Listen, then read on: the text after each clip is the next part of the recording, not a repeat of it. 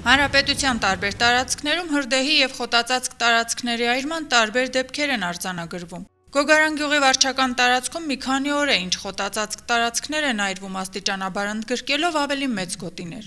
Գյուղի վարչական ղեկավարը մեր զրույցի պահին գտնվում էր հրդեհի վայրում։ Առաջ անգամ հրդեհի գյուղի տերևացել ամսի 22-ին, ամսի 22-ից երեկը մենք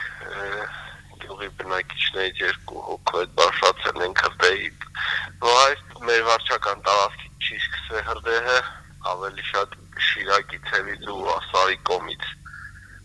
Այդ կողմից հրդեհ է եղել, լայն ճակատով այրվելուց եղել բազումի լեռնաշղթայի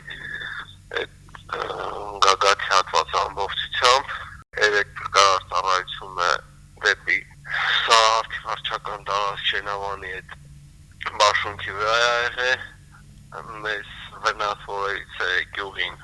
այսպիսի բացի խոտածածկի այրվելուց ուրիշ վնաս չի եղել, այսօր առավոտյան մեր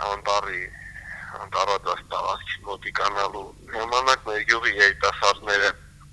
բարձրացել են, կրակը մարել են,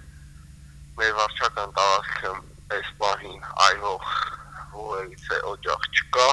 բայց դեպի Շիրակի մարզի թևը բազումի լեռնաշղթայի որպեսզի պարզ ասեմ թռչկանի վերևի հատվածում այս պահին թանձր ծուխ է։ Հալաջյանի խոսքով այրվել են մի քանի տասնյակ հեկտար խոտածածկ տարածք։ Կրակը անտառին եւ գյուղին չի սպառնում։ Սպիտակի փկարները իրանք են մի կես ժամ առաջ են ստեղ եղել, իրանք են նաեւ որ վտանգ չի ներկայացնում իրանից։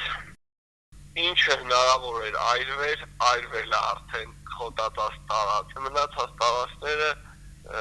անասունների արոտավայր են, որտեղ գրեթե խոտ չի մնացել ու չի այրվել, հասել է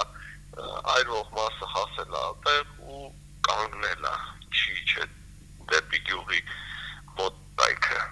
Ներքին գործերի նախարարության փրկարար ծառայությունը զգուշացնում է հրդեհներից խուսափելու համար պահպանել հրդեհային անվտանգության կանոնները։